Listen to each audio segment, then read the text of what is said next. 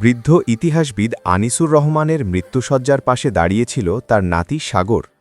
শীতল হাতটা ধরে থাকতে থাকতে আনিসুর ফিসফিস করে বললেন, সাগর, আমাদের বাড়ির তেঁতুল গাছটা, ঠিক যে জায়গায় ছায়া পড়ে সন্ধ্যায়, সেখানে একটা মাটির কলস। বাক্যটি অসমাপ্ত রেখেই তিনি চোখ বুজলেন। 7 দিন পর দাদার শোক কাটতেই সাগর বাগানের সেই তেঁতুল গাছটার নিচে খনন কাজ শুরু করল। মিটারখানে কর্ত করার পর কুড়ালের ফলাটা শক্ত কোনো বস্তুতে আঘাত করল। সাগর সতর্কভাবে মাটি সরিয়ে দেখল সত্যিই একটি প্রাচীন মাটির কলস, যার মুখ সীসার চাকতি দিয়ে বন্ধ।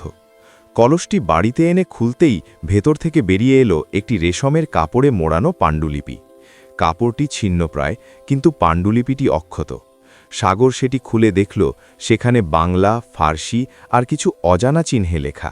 সঙ্গে ছিল একটি নকশা, যাতে একটি নদীর গতিপথ, কিছু গাছ আর একটি মন্দিরের চিত্র। সাগরের বন্ধু জারিনা, যে প্রত্নতত্ত্বে মাস্টার্স করছে, তাকে ডেকে আনা হলো। জারিনা পাণ্ডুলিপিটি পরীক্ষা করে বলল, এটা খুব পুরনো, সম্ভবত মুঘল আমলের। এই লেখাগুলো বাংলা নয়, এগুলো নাগরী লিপি। লেখক নিজের নাম দিয়েছেন চন্দ্রশেখর। সে ধীরে ধীরে পাঠোদ্ধার করতে লাগল। রূপসী নদীর কূলে যেখানে 3টি বটগাছ একসাথে মিলেছে, সেইখানে পূব মুখ করে 10 পা হাঁটলে পাওয়া যাবে অমূল্য রত্ন। কিন্তু সতর্ক করিয়া দিলাম, লোভী প্রাণী বাঁচে না। সাগর আর জারিনা উত্তেজিত হয়ে উঠল। রূপসী নদী তাদের জেলাতেই আছে, তবে এখন তা মরা নদীতে পরিণত হয়েছে। তারা ইন্টারনেটে পুরনো মানচিত্র ঘেঁটে 3 বটগাছের সম্ভাব্য স্থান চিহ্নিত করল। পরের সপ্তাহে তারা খননের সরঞ্জাম নিয়ে রূপসী নদীর ধারে গেল। পুরনো মানচিত্র অনুযায়ী স্থানটি চিহ্নিত করা কঠিন ছিল, কারণ নদীর গতিপথ বদলেছে। 3 দিন খোঁজার পর তারা একটি পরিত্যক্ত মন্দিরের ধ্বংসাবশেষ পেল। মন্দিরের পেছনে ঠিক 3টি বটগাছ ছিল, যাদের শিকড় পরস্পর জড়াজড়ি করে একাকার হয়ে গিয়েছিল। জারিনা কম্পাস ধরে পূর্ব দিকে 10 পা গোনা শুরু করল। 10ম পায়ের জায়গাটি ছিল একটি বড় পাথরের ওপর। সাগর পাথরটি সরাতে গিয়ে দেখল নিচে একটি সুড়ঙ্গ। তারা টর্চ জেলে সাবধানে নেমে গেল। সুড়ঙ্গটি তেতলা নিচে নেমে গিয়ে একটি কক্ষে গিয়ে শেষ হয়েছে। কক্ষটি প্রায় খালি, শুধু মাঝখানে একটি পাথরের বেদি। বেদির ওপর একটি ব্রঞ্জের বাক্স। সাগর সতর্কভাবে বাক্সটি খুলল। ভেতরে কোনো সোনাদানা নয়, ছিল আরেকটি রেশমের কাপড়ে মোড়ানো পাণ্ডুলিপি এবং কিছু অদ্ভুত পাথরের টুকরো। জারিনা পাণ্ডুলিপিটি খুলে পড়তে শুরু করল।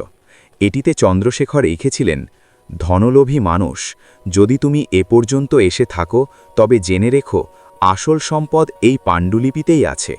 এই পাথরগুলো সাধারণ নয়, এগুলো আকরিক লোহা। আমি এক বিশেষ পদ্ধতি আবিষ্কার করেছি, যার মাধ্যমে এই লোহা থেকে তৈরি হয় অটুট তরোয়াল। সেই পদ্ধতির বিস্তারিত বর্ণনা দিলাম। জারিনা আরও পড়ল, আমার সময় বাংলার শাসকরা বিদেশি আক্রমণের ভয়ে কাঁপতেন। আমি এমন একটি ধাতু তৈরির রহস্য উদ্ঘাটন করেছি, যা সাধারণ লোহার চেয়ে 3 গুণ শক্ত। কিন্তু আমার নিজের রাজাই এই রহস্য চুরি করতে চাইলে আমি তা লুকিয়ে ফেলি। এখানে সেই রাসায়নিক প্রক্রিয়া লিখে রেখেছি। এই জ্ঞান আমাদের ভূমিকে রক্ষা করতে পারবে। সাগর হতাশ হয়ে বলল, শুধু লোহার আকরিক আর একটি রেসিপি?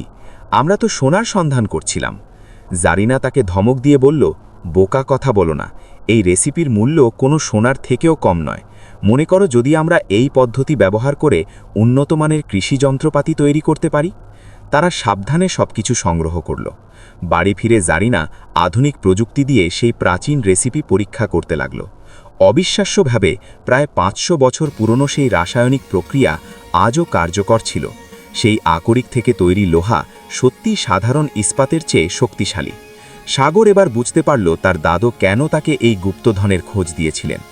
আনিসুর রহমান নিজেও একজন ইতিহাসবিদ হিসেবে জেনেছিলেন যে সত্যিকারের সম্পদ শুধু সোনাদানা নয়, জ্ঞানই আসল সম্পদ। তারা একটি ছোট কারখানা প্রতিষ্ঠা করল, যেখানে এই প্রাচীন পদ্ধতিতে উচ্চমানের কৃষি যন্ত্র তৈরি হতে লাগল। জারিনা গবেষণাপত্র লিখল, সাগর লোকাল কৃষকদের মধ্যে সাশ্রয়ী মূল্যে যন্ত্রপাতি বিতরণ করল। 1 বছর পর তাদের কারখানার উদ্বোধনী অনুষ্ঠানে দাঁড়িয়ে সাগর বলল, আমার দাদু শুধু একটি গুপ্তধনের সন্ধান দেননি, তিনি দিয়েছিলেন আমাদের হারানো প্রযুক্তির উত্তরাধিকার। সত্যিকারের গুপ্তধন কখনো মাটির নিচে পড়ে থাকে না, সত্যিকারের গুপ্তধন হল সেই জ্ঞান যা এক প্রজন্ম থেকে আরেক প্রজন্মে প্রবাহিত হয়। সেদিন সন্ধ্যায় সাগর আবার বাড়ির বাগানে গেল। তেঁতুল গাছের নিচে দাঁড়িয়ে সে অনুভব করল যেন তার দাদু হাসছেন।